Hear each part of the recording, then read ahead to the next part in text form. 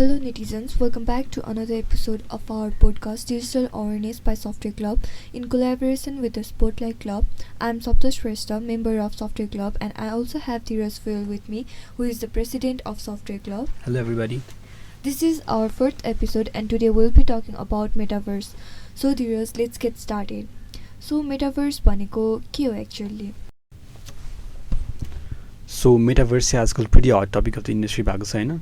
It's actually a simulated digital environment with primary three technologies combined.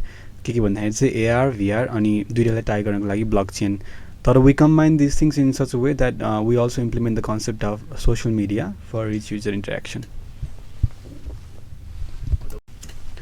And it actually consists of two words, meta and universe. So meta means beyond. Universe is it's pretty self-explanatory, and so we are creating something that is beyond the current universe. भन्दाखेरि चाहिँ So Metaverse चाहिँ अहिले development फेजमा छ हैन. Then अहिलेको current condition चाहिँ कस्तो छ त? So like you said, Metaverse is development phase ma cha, it's not a fully baked technology yet. Everybody is working on it, and सबैको आफ्नो आफ्नो भर्जनहरु छ के. So Facebook has their own version of Metaverse, and त्यसपछि a game like Fortnite has their own version of Metaverse. अनि so it's all scattered at the moment. सबैजनाको एउटा unified भनौँ न त्यो सबैजनाको एउटा युनिफाइड आइडिया अझै क्रिएट भएको छैन हैन. Everybody is trying different things. So let's say फेसबुकले चाहिँ अब कुन वेमा डेभलप गर्न लाग्छ भन्दाखेरि चाहिँ so they are just creating a virtual world अनि सबैको आफ्नो आफ्नो एभाटारहरु हुन्छ अनि अब त्यसमा मिटिङ गर्ने या यताउता अनि त्यसमा ह्याङ आउट गर्ने सोशल स्पेसहरु त्यस्तो बनाइराखेको छ भने चाहिँ so Fortnite is trying a really different thing. उनीहरुले चाहिँ इन गेम क्यारेक्टर्सहरु प्लस एभाटार्सहरु युज गरेर चाहिँ कन्सर्टहरु पनि अर्गनाइज गरिरहेको छ अहिले. So one of the recent एक्जाम्पलमा चाहिँ ट्रेभिस स्कटको कन्सर्टमा चाहिँ अलमोस्ट कति पो भ्युअर्सहरु थियो अरे 12 million viewers. Yeah, exactly. About more than 12 million viewers have participated.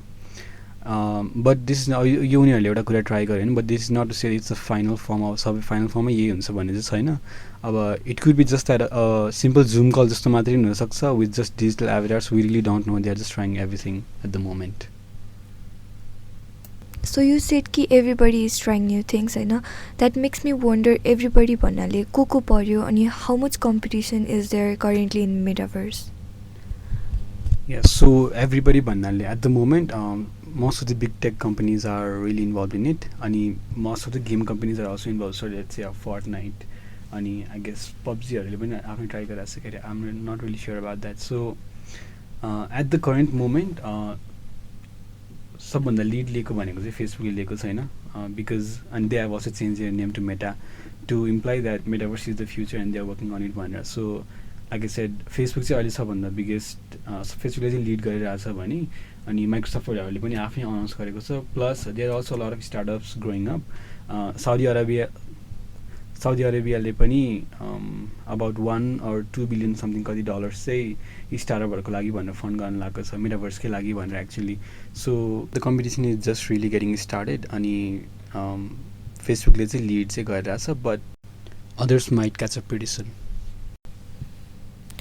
So whenever I hear anyone talking about the Metaverse, I also hear them talking about the crypto. So what is your opinion about it? And how do you think crypto will fit into the Metaverse?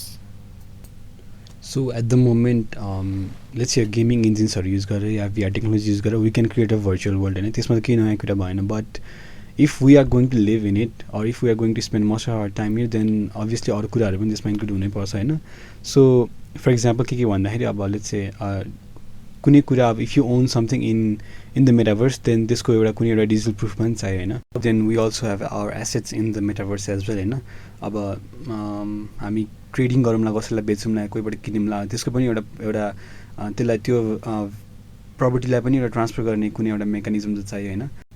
Plus we also need governance and everything हैन. So digital proof अनरसिपको कुरा गर्दाखेरि चाहिँ ब्लकचेनले चाहिँ already त्यो provide गरिरहेको छ क्या. So this is where blockchain actually comes into the play of the metaverse. अहिले एनएफटीहरूमा पनि त्यही नै युज भइरहेको छ हैन. We can digitally prove that something is yours भनेर अनि if we are going to transfer your property to somebody else if you traded with them हैन देन त्यसमा पनि अब ब्लकचेन युज गरेर वी क्यान डिजिटल्ली भेरिफाई कि that त्यो transaction has occurred हैन. अनि त्यसपछि गभर्नेन्सको कुरा आउँछ. गभर्नेन्सको कुरामा चाहिँ इभन इन रियल लाइफ हामीले लिडर्सहरूलाई इलेक्ट गरेर हुन्छ होइन. अनि we also have voting rights as well. अनि कम्पनीमा एन्ड गभर्नेन्सहरूमा सबै कुराहरूमा मेटाभर्समा पनि त्यस्तै एउटा कुनै एउटा मेकानिजम त अभियसली चाहिन्छ नै. सो त्यसको लागि चाहिँ blockchain is already proven way of doing this क्या. Nowadays we see everywhere होइन ट्विटर इन्स्टाग्रामहरूमा celebrities are buying virtual land. अनि अरू मान्छेहरूले पनि आफ्नो चिल्ड्रेनहरूको लागि भनेर प्लट्स अफ ल्यान्डहरू किनेर सेभ गरिरहेको छ होइन मेटाभर्समा. अनि इफ तिमीले अपर्च्युनिटी पायो भने तिमी किन्छौ? यहाँ आजकल it seems like every celebrity is buying virtual lands होइन. अनि प्यारेन्ट्सहरूले पनि आफ्नो बच्चाहरूको लागि भनेर ल्यान्ड्सहरू भर्चुअल वर्ल्डमा किनेर अनि राखिरहेको भन्ने कुराहरू चाहिँ like we see everywhere on the internet. तर if I had the resources and opportunity at the moment I wouldn't really do it because like यसरी अझै डेभलपमेन्ट फेजमा छ होइन. अनि सो मेटाभर्स एक्चुली कस्तो हुन्छ भनेर एउटा कुनै एउटा कन्क्रिट आइडिया अझै छैन क्या. So yeah no I would refrain from that idea. मेटाभर्सलाई अब भर्चुअल वर्ल्ड भनेर डिफाइन गरेको छ होइन. सो हामीले रियल लाइफमा गर्न सक्ने सबै कुरा अब मेटाभर्समा पोसिबल छ त? या द्याट्स द प्लान एक्चुली. हामीले अहिले रियल लाइफमा जे जे गरेका छौँ सबै नै मेटाभर्समा गर्ने भन्ने चाहिँ प्लान चाहिँ हो होइन.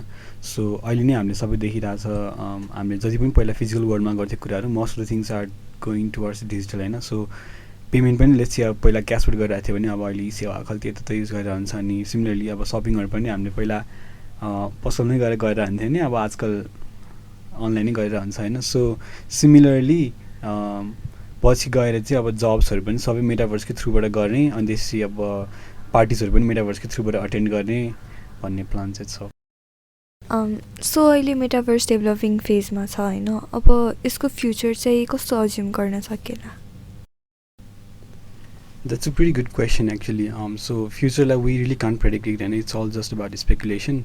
So future ma chai metaverse will be fully integrated into our lives from the current speculation obviously. So think about it, अहिले को current technology use गरेर हामीले इन्टरेक्ट गर्दाखेरि के चाहिँ मिसिङ छ जस्तो लाग्छ तिमीलाई?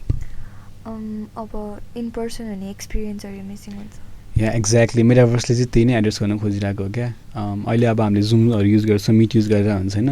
But it all feels like we are interacting through screen. तर मेटाभर्समा चाहिँ in all aspects of life in person जस्तो एक्सपिरियन्स दिने चाहिँ एउटा टार्गेट चाहिँ हो. सो अब हामी पोडकास्टको लास्टतिर आइपुग्यौँ होइन. अब तिम्रो के क्लोजिङ थट्सहरू छ त?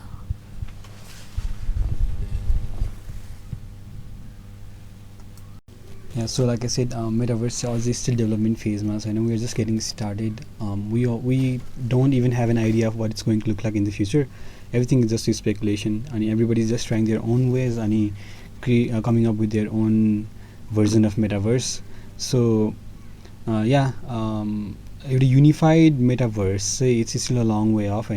We are seeing some development, but it's like I said, it's still far way off. And Metaverse is coming and we have to find a way to integrate into our lives. अहिलेबाट नै एकैचोटि new experience आउँदाखेरि it might be really overwhelming. But अहिलेदेखि if we immerse our self in like let's say एनएफटीजहरूमा अनि क्रिप्टो करेन्सिजहरूमा involve गऱ्यौँ अनि त्यसपछि भिआर एआर टेक्नोलोजीमा इन्भल्भ गऱ्यौँ भने चाहिँ त्यो इभोल्युसन चाहिँ हल्का ग्रेजुअल हुन जान्छ instead of an abrupt change. Thank you, Dhiraj. That was informative and interesting. So I guess that's pretty much for today's episode. Thank you all for listening. Tune in for next episodes. We have a lot of exciting things coming up.